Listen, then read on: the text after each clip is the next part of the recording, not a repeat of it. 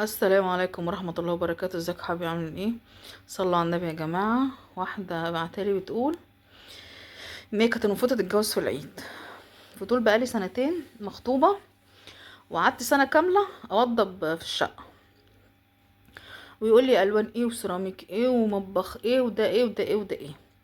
وخلاص رحت حجزت الكوافير وحجزت الفستان والميك اب ارتست والكلام ده كله والقاعة وكل حاجة. جه يوم اللي قالوا ايه يعملوا العزال قبل رمضان عشان يبقى في العيد على طول ان شاء الله الفرح والدخله وكده. فبتقول فعلا خلاص احنا عندنا في قريه بيدفعوا مهر، العريس بيدفع مهر و... وانا جهز كل حاجه وكده والعفش وكله. فبتقول له يوم العزال لقيتهم بيدخلوا العفش تحت عند حماتي. هو بيت عيله بس مش بيت عيله بتاع حمايه حماتي وعيالهم، لا، ده بتاع حمايه. يعني ايه؟ ولاد عمامه وعمامه وعمته، مش مختص عليهم هما بس، لا ده بيت عيلة كبير. يعني مش في اولاد اخواته، لا، ده يعني المهم ايه، في رغي كده كتير. فبتقول لقيتهم بيدخلوا عند حماتي، فبتقول لهم ليه؟ فابوها بتقول ابويا بيقول لهم انتوا بتدخلوا العفش عندكم ليه؟ ما بيطلعش الشقه ليه؟ فقالوا لا اصل امه زعلانه وبتقول انا مش هسيب ابني، فيقعد معايا سنه ولا سنتين وبعد كده يطلع يشوف شقه. طب يطلع يشوف شقه ليه؟ امال الشقه اللي انا وضبطها دي ايه؟ فرحت فين؟ لا اصل دي بتاعت اخوك كبير، عشان هو رخر هينزل يتجوز في نفس التوقيت. فبتقول بقى فابويا راح رجع لي تاني، فبيقول لهم انتوا كده ضحكتوا علينا. قالوا لا مفيش ايه مشكله، ما كده كده احنا في بيت واحد، ايه يعني؟ فبتقول رحت متصله بولاد خالاتي وولاد عمامي وفي من ضمنهم محامي، ابن عمي محامي، وقلت لهم زي ما دخلتوا العفش طلعوا، يرضيكي يرضيكي، وانا ابدا لا، هو مش اتفاق رجاله.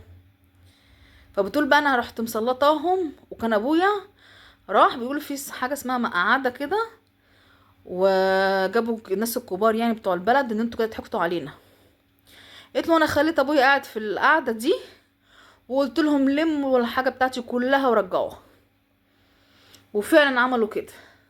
بتقول لقيتهم بقى ابويا بقى كان وصل له الخبر وحمايه وخطيبه وكده، لقيتهم كلهم جايين جري عليا، ايه اللي انت عملتيه ده وحرام عليكي ما تخربيش على نفسك. بتقول حماتي عماله ما تخربيش على نفسك. طب حتى بتقول بقى اخوها اخو حماتي، طب حتى اقعدي اسبوع وبعد كده روحي شوفي لك شقه. قالت لهم لا، مش انتوا ضحكتوا عليا؟ امال فين الشقه اللي كنت بوضبها؟ يعني ايه اوضب شقه على ذوقي انا وتقولي لي في الاخر دي بتاعت اخوه؟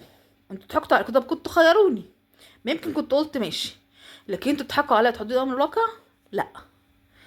فبتقول قلت لابويا ادبا ليهم مش هياخدوا المهر، وخليهم يخسروا فلوس القاعه والكوافير والفستان والكلام ده كله عشان ضحكوا عليا.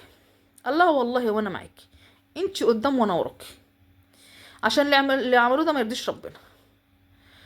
بتقولوا وبعتولي البلد كلها يتحايلوا عليا وانا اقول لهم ابدا لا. هما ضحكوا عليا، ما قالوش من الاول ليه؟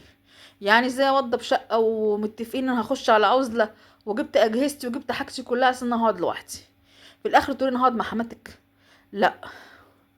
وانتوا كنتوا بتضحكوا عليا وبتعملوا لي فخ وتحطوا لي امر الواقع، العزال يخش على امه وتضحكوا عليا، والشقه اللي انا وضبطها بذوقي وقالوا يعني ورسمتها في خيالي اخوك هو اللي ياخدها؟